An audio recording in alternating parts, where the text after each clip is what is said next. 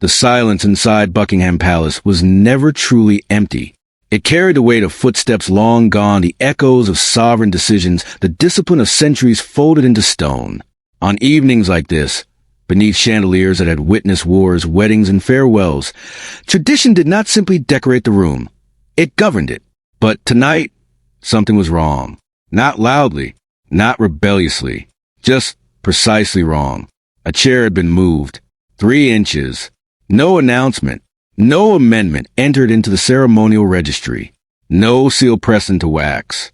And yet, in a palace where distance defines destiny, 3 inches might as well have been a declaration. Young Princess Charlotte paused at the threshold of the grand drawing room. She did not yet wear a crown, but she understood its geometry. She understood that proximity to the sovereign was never accidental. That history was arranged with intention. Across the polished floor, Queen Camilla stood composed, radiant beneath crystal light. And somewhere along the northern archway, a royal guard, trained to observe without emotion, had already noticed what others dismissed. Because in a monarchy built on order, silence can conceal ambition. And sometimes, the smallest shift is the loudest signal of all. The courtyard was silent now, but the echo of that subtle rearrangement still lingered in the air. Morning light stretched across the facade of Buckingham Palace, pale and dignified, illuminating stone that had absorbed the weight of empire, war, reconciliation, and restraint. Inside, beneath vaulted ceilings and chandeliers cut from another century, tradition moved like an unseen current. It did not rush. It endured. This gathering had been scheduled weeks in advance. A formal family assembly designed to project unity. The orchestra had rehearsed. The silver had been polished. The precedence list had been circulated through official channels. But when Princess Charlotte of Wales stepped into the grand drawing room, she felt it immediately. The symmetry had changed. Not dramatically. Not crudely. Just enough. Ceremonial chairs positioned beneath the raised canopy had shifted by inches. Subtle adjustments invisible to the casual observer. Yet within a monarchy, inches are declarations. Distance from the sovereign is not measured in comfort. It is measured in meaning. Charlotte paused just inside the doorway. Her eyes moved carefully across the arrangement. She had studied precedence tables before, not as obligation, but as curiosity. Her late great-grandmother, Elizabeth II, had once explained that order was not about vanity. It was about clarity. Clarity allowed the crown to remain above personality. And today, clarity felt blurred. Her assigned chair stood slightly farther from the central axis than it had during the winter reception. 3 inches, perhaps 4. Enough to soften proximity. Enough to reshape the photograph that would circulate tomorrow. Across the room, Queen Camilla conversed with senior aides, her expression composed, posture assured. She radiated calm authority. Not loud, not theatrical, but deliberate. She understood presentation. She understood narrative. Near the northern archway, a royal guard stood at attention. Crimson uniform immaculate, boots aligned with geometric precision against marble flooring. His training required stillness. His oath required neutrality. But neutrality did not erase observation. He had been present at dawn when a quiet instruction was delivered through a private household aide. Her Majesty prefers a modernized configuration. The phrasing had been courteous, controlled, yet no written amendment had accompanied it. No counter-signature from the Lord Chamberlain's office. No registry entry logged in the ceremonial archive. He had obeyed. That was his duty, but he had noted it. Now, as Charlotte moved closer to the arrangement, the orchestra's strings hummed softly in rehearsal. Staff adjusted floral displays imported from Windsor at first light. Sunlight fractured through crystal prisms overhead. The palace appeared immaculate. And yet beneath the surface, something was unsettled. Charlotte approached her father, William, Prince of Wales, who stood engaged in composed conversation with a senior diplomat. She waited until the exchange concluded before speaking quietly. "Papa," she said, voice steady, "was the seating meant to change?" William's gaze followed hers briefly. Years of discipline masked immediate reaction. His expression remained even. "Adjustments are sometimes made," he replied softly. "Why do you ask?" Charlotte considered her answer. "It feels different." He studied her for a fraction longer than protocol usually allowed, then nodded faintly. Protocol evolves. The words were measured, reassuring, but evolution within the palace required documentation. It required seal and ledger. And somewhere beneath her calm exterior, Charlotte knew this had not followed that path.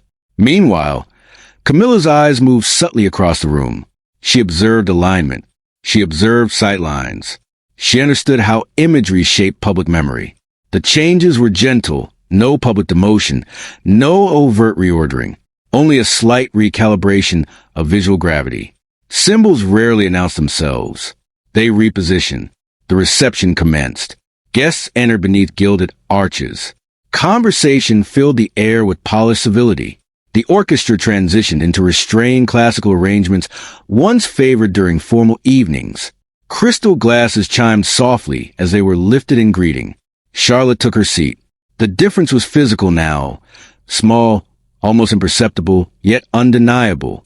The angle altered her direct line toward the sovereign's position. In photographs, the central visual corridor would narrow subtly. She did not frown. She did not protest. But she understood. Across the hall, the royal guard maintained his post. From his position, he could see the alignment clearly, the recalibrated spacing, the softened hierarchy. His mind replayed archive procedures. Any alteration to precedents required formal entry under the Line of Succession Act guidelines. It required countersignature. It required preservation. This had none. Hours passed with dignified restraint. Conversations unfolded about charities, environmental initiatives, diplomatic visits. Laughter rose in moderated waves. The press captured images that would appear seamless to the public eye. Yet tension existed beneath the choreography. Midway through the gathering, Charlotte excused herself with careful courtesy. She moved toward the portrait corridor, where sovereigns of the past observed in oil and canvas. She stopped before the portrait of Elizabeth II, painted during her Jubilee years. The monarch's gaze in the portrait was unwavering. Disciplined, resolute, bound to duty beyond personality. Order is clarity, Charlotte whispered faintly. Footsteps approached behind her, measured, controlled. Camilla, you've stepped away from the music, Camilla noted gently. Only briefly, Charlotte replied. They stood side by side before the portrait. She upheld tradition through immense change, Camilla continued. But every era requires gentle refinement. Refinement. Charlotte's voice remained respectful. Refinement is recorded, isn't it? A silence settled, delicate, almost invisible. Of course, Camilla replied smoothly. Everything is recorded. But in the northern archway, the royal guard knew otherwise, because he had reviewed the registry himself that morning. No amendment existed. The reception concluded without visible fracture. Guests departed beneath soft twilight. The orchestra's final notes dissolved into the marble expanse. The palace returned to quiet. Yet quiet within a monarchy is rarely empty. In his private quarters later that evening, the royal guard removed his ceremonial gloves and opened the internal observation ledger issued for continuity of protocol. It was not public record. It was procedural safeguard. He wrote with precise neutrality. Minor seating realignment observed prior to family reception. Instruction delivered verbally through private advisory channel. No corresponding amendment located in ceremonial registry. He closed the ledger carefully. This was not the first time. In recent months, insignia placements had shifted subtly. Processional order adjusted by a single pace. Advisory visibility recalibrated during televised events. Individually insignificant, collectively deliberate. Meanwhile, in her chamber overlooking the palace gardens, Charlotte stood at the window as dusk settled over London. The sky deepened from amber to indigo. Palace lights illuminated the courtyard below. She felt neither anger nor humiliation. She felt awareness. The crown was not merely worn. It was protected. And protection sometimes began with noticing what others overlooked. She turned from the window and approached her desk. On its surface lay a small leather-bound booklet, a simplified guide to ceremonial order once gifted to her for study. She opened it. Her finger traced the documented alignment of precedents. The geometry was clear, the intention explicit. The difference today had not been clerical. It had been chosen. Hours later, deep within the administrative wing, a junior archivist cross-checked ceremonial entries before securing the registry vault. A blank counter-signature line caught her attention, not new, but recently bypassed. She marked it for review. Back in his quarters, the royal guard extinguished his lamp. Duty required patience. If patterns existed, they would reveal themselves through record. The palace exterior now stood illuminated against a London night, serene, imposing, eternal. But beneath the chandeliers and polished floors, something subtle had shifted.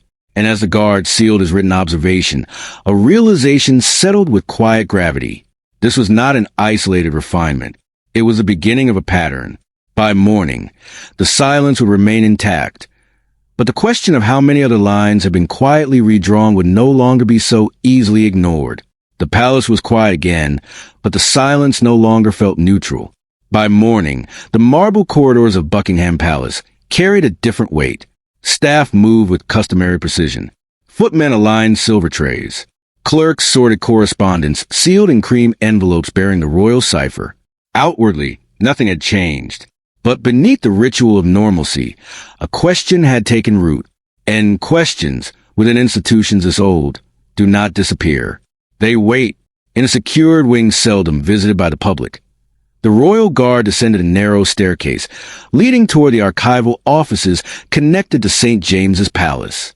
The air grew cooler there, less perfumed by ceremony, more burdened by paper and preservation. This was where decisions outlived personalities. He presented his clearance without flourish. The archivist on duty, discreet, meticulous, nodded and granted him access to the ceremonial registry vault. Rows of bound ledgers rested within climate control cases. Each spine bore dates stretching back generations, amendments to precedents, modifications to processional order, adjustments authorized during coronation jubilees, constitutional reforms. Nothing entered these volumes casually. He located the current registry and opened it carefully upon the examination table. White gloves protected parchment edges from oil and erosion. His eyes scanned recent entries. Garden reception, insignia clarification. State luncheon, seating confirmation signed and sealed. Charity gala, precedents reaffirmed. But where the family reception should have appeared, there was only a scheduling notation. No amendment, no counter-signature, no seal. He did not sigh. Discipline forbade expressive reaction. Yet something inside him tightened.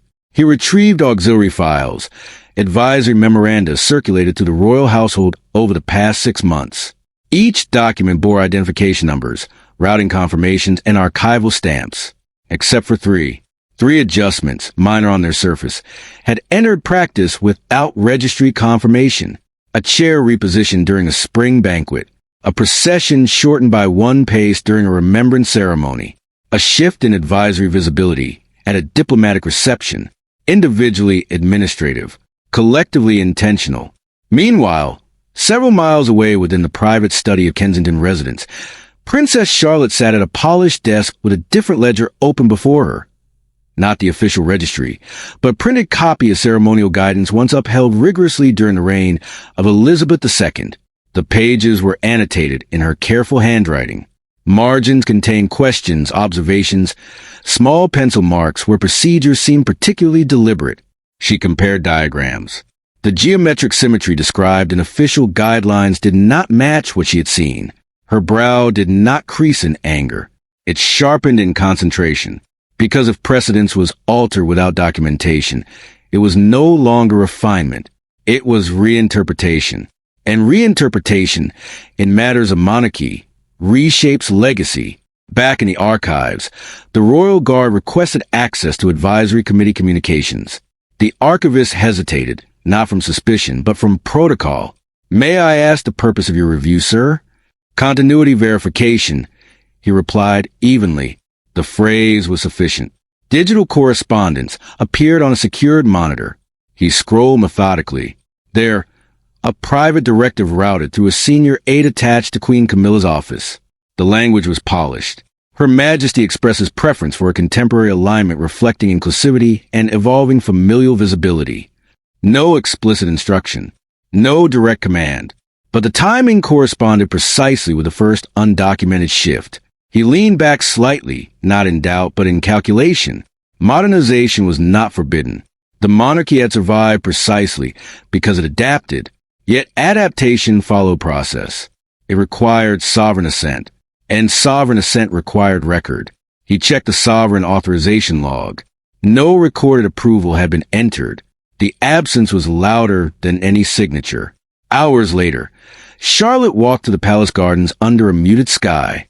Winter light filtered through bare branches. Gravel crunched softly beneath her steps. Her governess maintained respectful distance, allowing her solitude.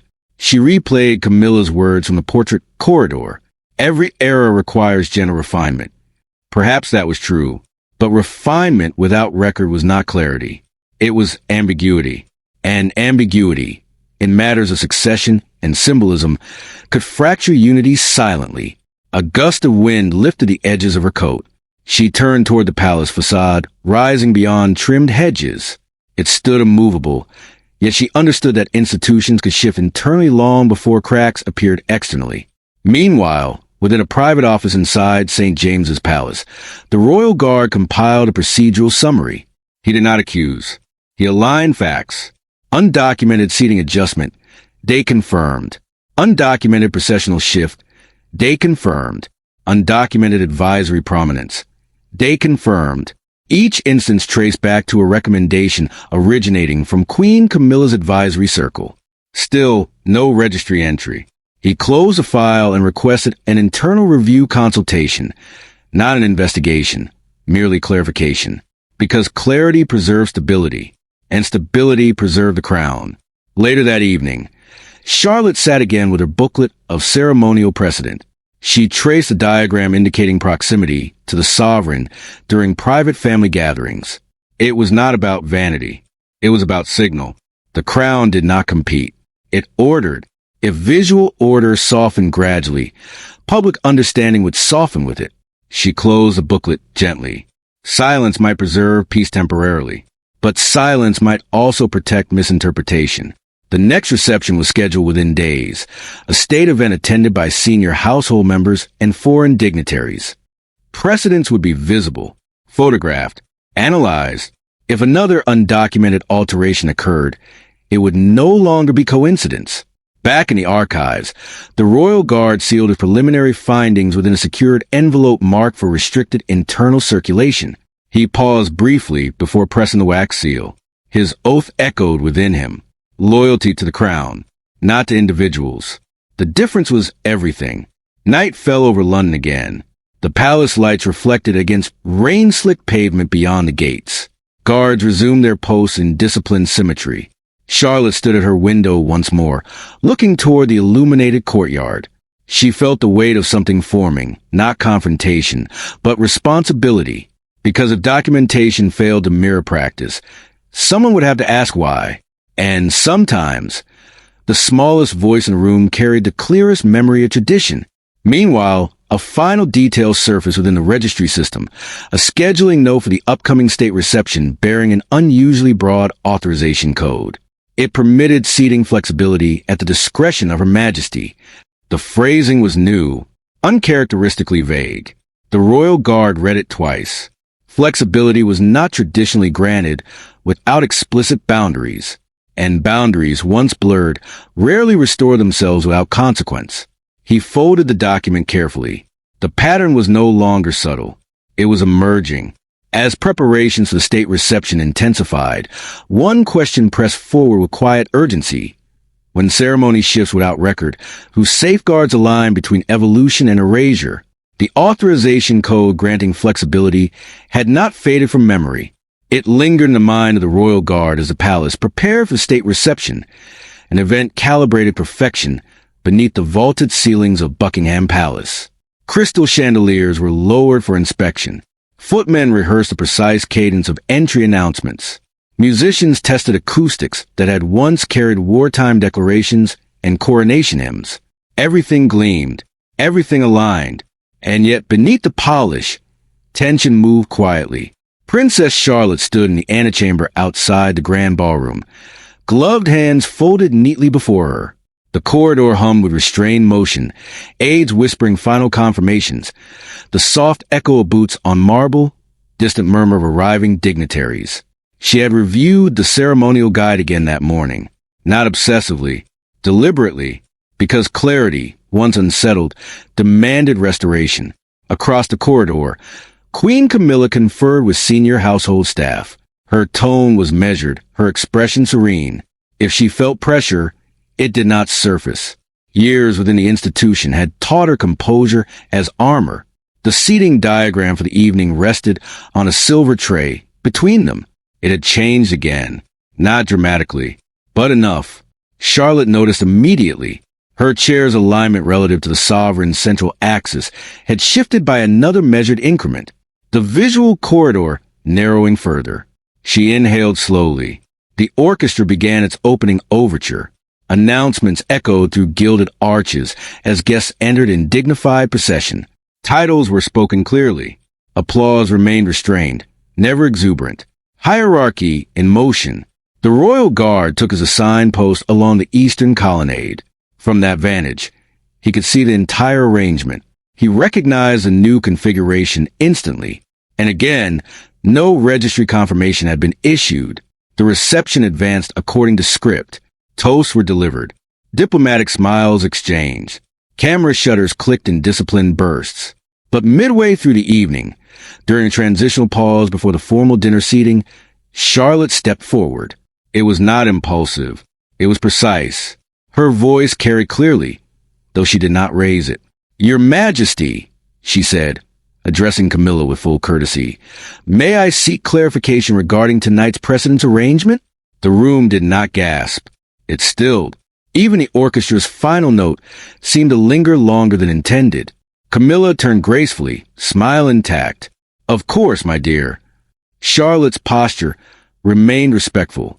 "I reviewed the ceremonial guide as maintained during the reign of Elizabeth II. The alignment appears adjusted beyond recorded amendment." Silence deepened. Several senior aides exchanged brief glances. Diplomats observed with diplomatic neutrality. Camilla's composure did not fracture. "Precedence evolves with the times," she replied evenly. "Modern representation sometimes requires subtle recalibration." Charlotte nodded slightly. "Yes, ma'am.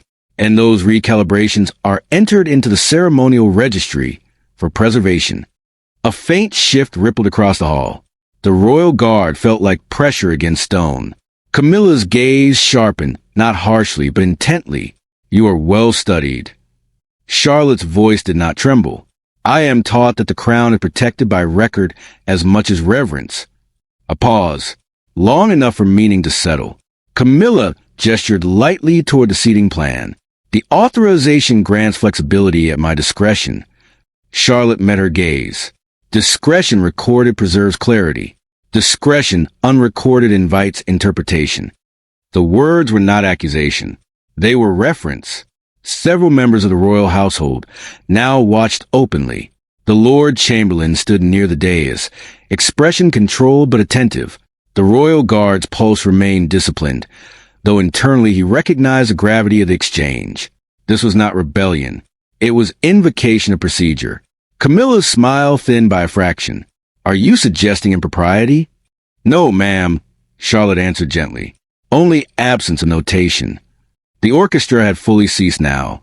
The hall's silence was architectural, vast, echoing, impossible to ignore. Camilla's response came measured. "The monarchy survives because it adapts." Charlotte inclined her head. "An adaptation survives because it is recorded." There it was, the pivot. Across the chamber, a senior archivist, present for documentation oversight, stepped subtly forward, as if anticipating verification. Camilla held the room with steady gaze. The authorization code allows interpretive alignment. Charlotte reached into the small folio she carried. The motion was careful. From it, she withdrew a preserved guideline, an authenticated procedural sheet signed decades earlier during Elizabeth II's reign. The signature was unmistakable. The seal intact. She did not raise it dramatically. She simply presented it. This guideline specifies that interpretive alignment affecting direct succession visibility requires sovereign countersignature. The Lord Chamberlain stepped closer, accepting the document with gloved hands. He examined the seal. Authentic. The royal guard felt something shift, not furniture, not alignment, but gravity. Because this was no longer perception. It was documentation. Camilla remained poised. The sovereign's assent was understood. Charlotte's response was quiet. Understanding is not entry. The distinction settled like a verdict.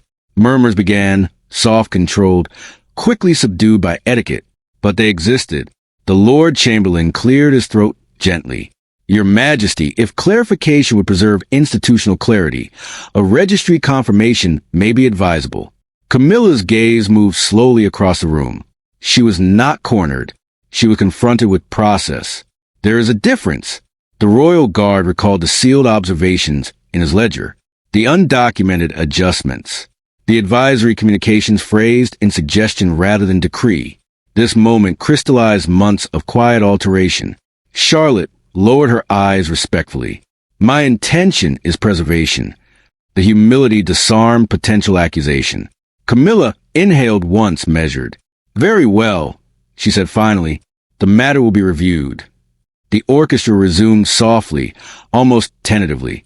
Guests shifted, conversation re-emerging in moderated waves. But something irreversible had occurred. A princess had spoken, not in defiance, but in defense of documented tradition. The remainder of the reception proceeded with polished restraint. No further mention surfaced publicly. Toast resumed. Laughter returned in measured increments. Yet beneath every exchange lingered the awareness that hierarchy had been examined in open view.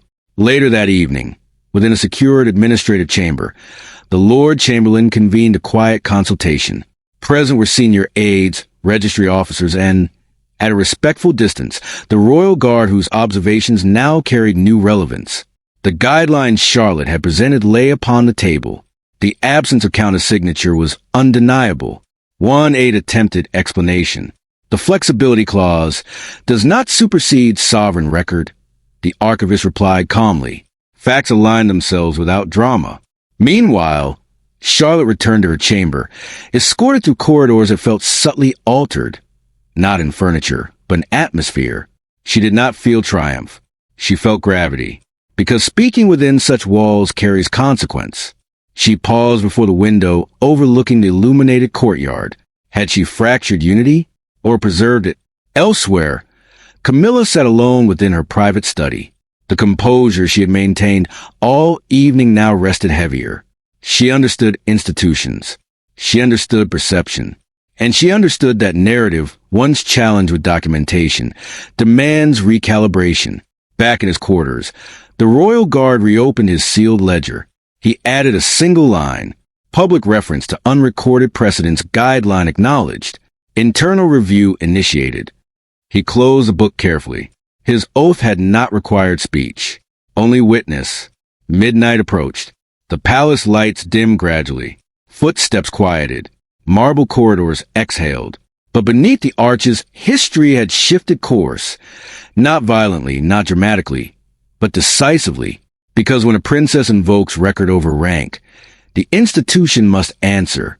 And as murmurs settled into formal review, a sealed security report began circulating through restricted channels, its contents capable of redefining intent and revealing whether these shifts were oversight or design. The orchestra's final notes had long faded, but the echo of that exchange still lived in the marble. By dawn, the corridors of Buckingham Palace felt altered, not structurally, not ceremonially, but spiritually. Staff moved with practiced precision, yet conversations were quieter, more measured. The air carried awareness. A princess had spoken, and the institution had listened. In his private quarters overlooking the eastern gardens, the royal guard stood motionless beside the narrow window. Beyond the glass, winter mist clung to trimmed hedges and gravel paths. The palace exterior looked eternal, untouched by tension. But inside, documents were being requested. He removed his gloves slowly, placing them upon the desk beside the sealed ledger. His reflection in the window stared back, disciplined, unreadable. His oath echoed in memory. Not loyalty to a person, loyalty to the crown. The distinction had never felt heavier. He reopened the ledger and reviewed his entries from the past 6 months. Each notation had been precise, neutral, factual, undocumented seating adjustment, processional modification, advisory prominence shift, flexibility clause expansion, individually procedural, collectively directional. A soft knock sounded at his door. A senior registry officer entered, carrying a slim folio embossed with the insignia of internal review. No accusation marked its cover. No alarm, only procedure. "The Lord Chamberlain requests your presence," the officer said evenly. Minutes later, the Royal Guard entered a restricted consultation chamber within the administrative wing. A room rarely used, windowed only by narrow slits of filtered light. Around the table sat senior aides, archival officers, and legal advisors bound to constitutional discretion. At the head of the table rested a sealed security report. The Lord Chamberlain's expression was composed but firm. "We are not convened for scandal," he began. "We are convened for clarity." The seal was broken. Inside lay compiled communications between advisory staff attached to Queen Camilla's office and select ceremonial coordinators. The language was cautious, never direct, never declarative, yet patterns emerged. Strategic visibility, adjusted framing, symbolic recalibration. Each phrase carefully constructed, each instruction framed as modernization. But nowhere within the registry had sovereign authorization been entered. The Royal Guard listened without interruption. He was asked to confirm his observational entries. He did so. He did not speculate. He did not accuse. He aligned fact with fact. "Were any of these adjustments accompanied by written countersignature?" the Lord Chamberlain asked. "No, sir." "Were they presented as optional?" "They were presented as preference." The distinction settled heavily across the table. Preference carries influence. Authority carries record. Meanwhile, across the palace in a private sitting room overlooking the gardens, Princess Charlotte sat beside her father, William, Prince of Wales. The morning light illuminated the quiet lines of concern etched subtly into his expression. "You spoke carefully," he said at last. "I spoke from record," Charlotte replied. He studied her thoughtfully. "There are moments when silence preserves unity, and moments when silence permits confusion," she answered gently. William exhaled slowly. He understood institutions. He understood pressure. But he also understood legacy. "You must be certain," he said, "because once a question is placed before the crown, it cannot be withdrawn." Charlotte's gaze remained steady. "I am certain of the guideline." That was all she claimed. Not motive, not intent, only record. Elsewhere, Queen Camilla sat in her private study. The morning's briefing had been delivered without embellishment. Internal review underway. Registry discrepancies confirmed. She had not sought open confrontation. She had sought narrative refinement, subtle repositioning within a modern monarchy increasingly scrutinized by global audiences. But narrative, once untethered from documented protocol, risks instability. She understood that now more clearly than before. The consultation chamber grew quieter as legal advisors reviewed constitutional implications. There would be no public announcement, no spectacle. Institutions is old correct internally, but correction requires acknowledgement. The sealed security report included a timeline. The first adjustment occurred shortly after an advisory restructuring 6 months prior. Visibility language appeared consistently thereafter. Language emphasizing lineage expansion, familial presence, narrative balance. None of it illegal, all of it influential. The Royal Guard felt the weight of something intangible, not betrayal, but overreach. He remembered Charlotte standing before the portrait of Elizabeth II, whispering about clarity. Clarity was not rigidity. It was preservation. By afternoon, a formal memorandum was drafted, not condemning, not accusatory, but directive. All ceremonial adjustments affecting direct succession visibility required documented sovereign assent and registry entry prior to implementation. The language restored boundary. Without humiliation, the Lord Chamberlain sealed the document. It would be presented privately.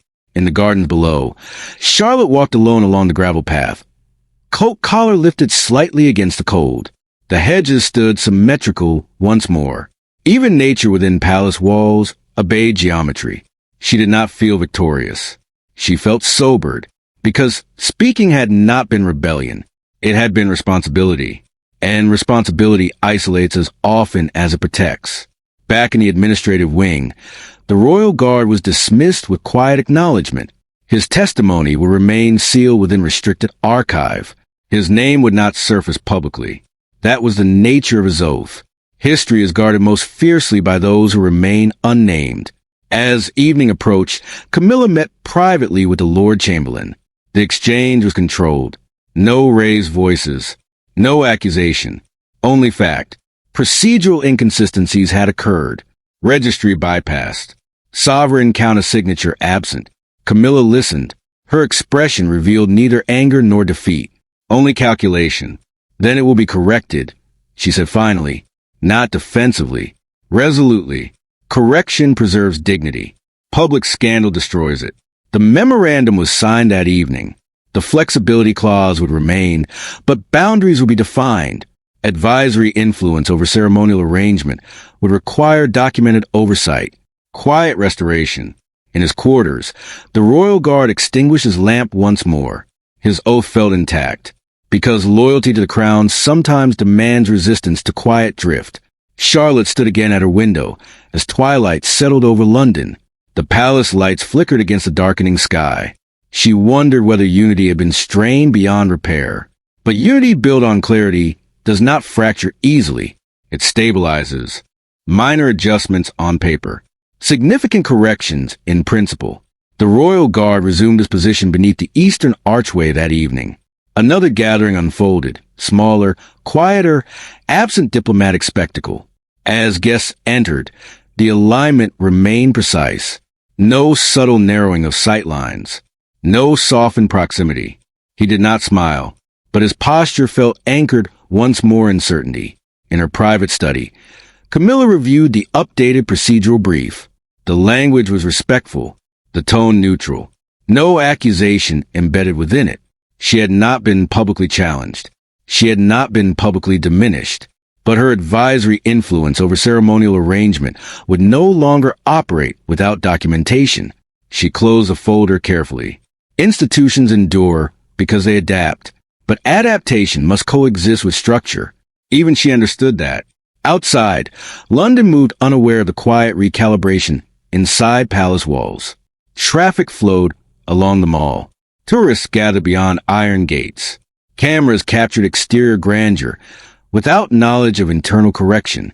The monarchy's strength has never relied solely on visibility. It relies on preservation. Later that evening, the Royal Guard was summoned once more to the administrative wing. The Lord Chamberlain stood beside the ceremonial registry. "Your observations were instrumental," he said quietly. The guard inclined his head. "I fulfilled my oath." "And your oath remained sealed." There would be no commendation ceremony, no citation. His testimony would be archived under restricted classification. Guardianship rarely receives applause. It receives continuity. In her chamber, Charlotte prepared for rest. She paused at the window overlooking the illuminated courtyard. The geometry below appeared unchanged, guards aligned symmetrically, pathways straight, lights equidistant, order visible. But she understood now that visible order rests upon invisible vigilance. Her confrontation had not been rebellion. It had been stewardship. A soft knock interrupted her reflection. Her governess entered briefly, offering a quiet reassurance that tomorrow's engagements would proceed as scheduled. Life within the palace does not pause for introspection. It advances. In a distant corridor, registry officers sealed the updated ledger within its climate control vault. The correction would sit among centuries of precedent, indistinguishable to future generations from any other procedural refinement. No footnote would describe tension, only entry. Camilla attended the following week's engagement with composed dignity. Photographs captured unity. Headlines reported charitable initiatives and diplomatic goodwill. No mention of seating. No mention of ledgers. And that was the intention. Resolution without humiliation preserves institutional dignity. Charlotte observed from measured distance as events unfolded. Her presence remained poised, respectful, balanced. She had not sought victory. She had sought alignment. The Royal Guard returned nightly to his quarters overlooking the eastern gardens. He no longer reviewed undocumented entries. There were none. His ledger remained closed. But he did not lock it away. Vigilance is not temporary. It is continuous. Days passed, then weeks. The next major reception unfolded beneath chandeliers that glittered with undisturbed symmetry, seating a line precisely according to recorded precedents. Processional order followed documented cadence. The visual corridor toward the sovereign stood clear once more. In a distant corridor, registry officers entered the corrected amendment into the ceremonial ledger. Ink pressed firmly. Seal applied. Counter-signature confirmed. Record restored. The palace exhaled. Not dramatically. Just enough. And as the memorandum reached its final signature, the cost of that correction began to settle. Because restoring order would not erase the months of quiet influence that had already reshaped perception. The memorandum did not echo through the palace halls. It moved quietly, from chamber to chamber, desk to desk, sealed in cream parchment and carried by steady hands. No announcement was made beneath the chandeliers of Buckingham Palace. No public acknowledgement stirred beyond the gates. But within the institution, something decisive had occurred. Order had been redefined, not rewritten. By morning, registry officers were already at work inside the archival wing connected to St. James's Palace. White-gloved hands reopened the ceremonial ledger. The previous gaps, those empty counter-signature lines, were no longer blank. A formal directive had been entered. All ceremonial adjustments affecting succession visibility shall require documented sovereign assent and registry confirmation prior to implementation. The ink was dark. The seal unambiguous. Process restored. The royal guard observed the entry in silence. He did not allow himself relief. Relief implied conclusion. Institutions do not conclude. They recalibrate. He traced a new registry line carefully with his eyes, not touching, only verifying. The absence that had unsettled him for months was now addressed. No names were recorded within the correction beyond those required for authentication. No blame, no spectacle, just clarity. Elsewhere in the palace, Queen Camilla prepared for a private engagement scheduled that afternoon. Her composure was intact, public demeanor unchanged. She greeted aides with measured warmth. Her schedule remained full. Patronages, correspondence, advisory briefings. Nothing outward suggested withdrawal. Yet one detail had shifted. Future ceremonial arrangements would now pass through documented oversight before execution. Advisory preference would require written assent. Influence had not vanished. It had been bounded. Meanwhile, Princess Charlotte sat in a small study room overlooking the inner courtyard. A thin beam of winter sunlight stretched across her desk, illuminating the ceremonial booklet she had studied so closely. She turned the pages slowly. The diagrams now aligned once more with official entry. No public correction would ever mention her words. No headline would credit her question. But the registry carried evidence of restoration. Her father, William, Prince of Wales, entered quietly. "It has been resolved," he said. She looked up. "Formally?" "Yes." There was no celebration in his voice, only steadiness. She nodded once. "Then it is clear again." William studied her for a long moment, not as a child, but as an heir in formation. "Clarity sometimes comes at cost," he said. "I understand," she replied softly, because she did. The cost had not been public conflict. It had been internal strain, the subtle fracture that occurs when influence meets record. Across the palace, senior aides adjusted schedules to reflect the updated oversight structure. Seating charts for the next reception were reviewed twice. Counter-signatures obtained. Registry entries confirmed before rehearsal. The visual symmetry returned to its traditional geometry. 3 inches restored. A single pace reestablished. As the orchestra began its overture, the royal guard scanned the hall. Everything in its rightful place. He allowed himself a single measured breath. Across the room, Charlotte caught sight of the restored geometry. Her posture remained composed, but her eyes softened briefly. No words were exchanged. None were needed. The monarchy had corrected itself. Not through spectacle, not through dominance, but through adherence to documented heritage.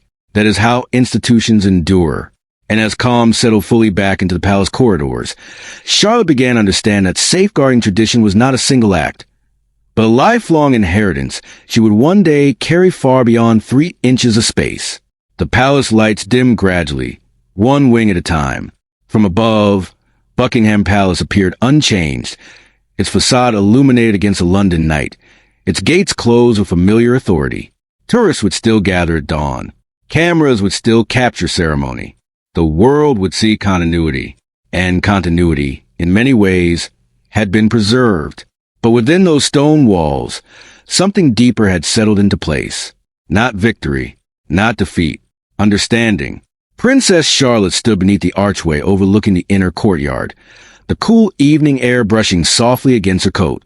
The gravel below reflected symmetrical lamplight. Guards stood at measured intervals, unmoving, disciplined. The geometry was intact. Yet she now understood that geometry alone does not protect an institution. People do. Memory does. Courage does. Behind her, the corridors of the palace hummed faintly. Distant footsteps. The soft closing of heavy doors. The final adjustments of staff concluding their duties. Life within the monarchy never fully sleeps. It simply quiets. Charlotte's gaze drifted upward toward the dark sky above London. She thought of her great-grandmother, Elizabeth II, whose reign had spanned decades not because it resisted change, but because it documented it. Every amendment, every evolution, every recalibration, recorded, because what is written cannot be quietly reshaped. In his post beneath the eastern colonnade, the royal guard resumed his silent vigil. His presence was neither celebrated nor questioned. He was simply there, as guards had been for generations before him. He reflected on the oath he had sworn. Loyalty to the crown, not to personality, not to preference, not to proximity. The crown is an idea, heavier than gold, older than marble. It exists because individuals restrain themselves in service of something larger. Weeks had passed since the internal review concluded. No further irregularities surfaced. Registry entries were precise. Countersignatures appeared before implementation. Advisory channels operated within documented boundaries. Stability returned. But stability, the guard knew, is never permanent. It is maintained. Inside her private study, Charlotte opened her ceremonial guide once more, not to search for discrepancies this time, but to read quietly. The diagrams no longer felt like puzzles. They felt like inheritance. 3 inches had once unsettled her. Now she understood that leadership would demand far more than noticing space. It would demand restraint when provoked, clarity when pressured, respect even in disagreement. Her father, William, Prince of Wales, entered without announcement, as he often did in quieter moments. "You've been thoughtful lately," he said gently. "I've been listening," she replied. He stepped beside her at the window. Together, they observed the courtyard below, ordered, calm, illuminated. "The crown survives," he said, "because those who inherit understand that influence must answer to record." She nodded, and record must answer to truth. Their exchange was not dramatic. It did not need to be. The lesson had already embedded itself. Elsewhere in the palace, Queen Camilla moved through her engagements with composed steadiness. Public duty continued without disruption. Charitable initiatives advanced. Speeches were delivered with warmth and conviction. The internal recalibration had not diminished her role. It had clarified its boundaries. Even she, in private reflection, understood that institutions outlive ambition. Influence must align with framework, or it dissolves under scrutiny. The royal guard adjusted his stance slightly as midnight approached. The air cooled. A distant clock tower marked the hour with resonant chimes that echoed across stone. He did not know whether history would ever record the moment when a princess questioned a seating arrangement. It likely would not. History favors coronations, wars, declarations. It rarely records restraint.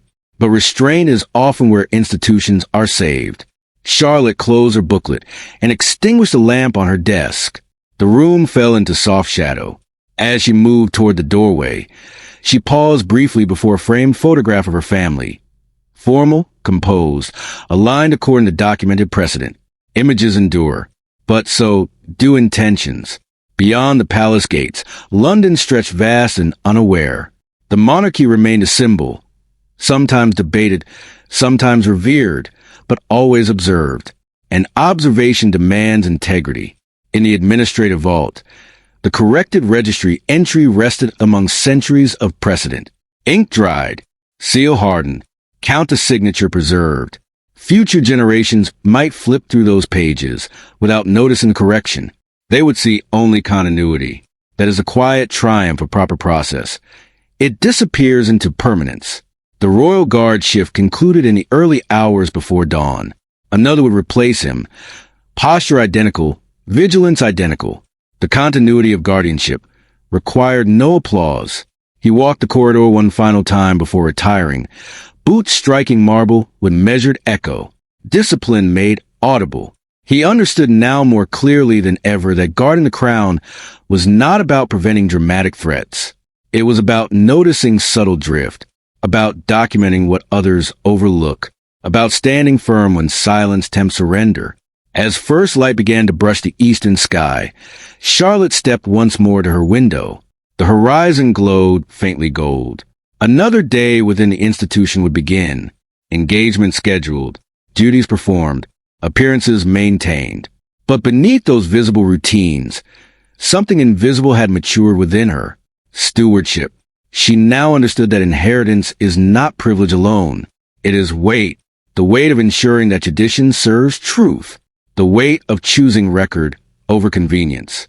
The weight of speaking carefully, and only when necessary. The palace gates would open again. Visitors would photograph ceremony. Commentators would analyze gestures and glances. They would never know how close subtle influence had come to reshaping geometry. They would never know how quietly it had been corrected. And that, perhaps, was the point. Institutions endure not because conflict is absent, but because conflict is resolved without spectacle.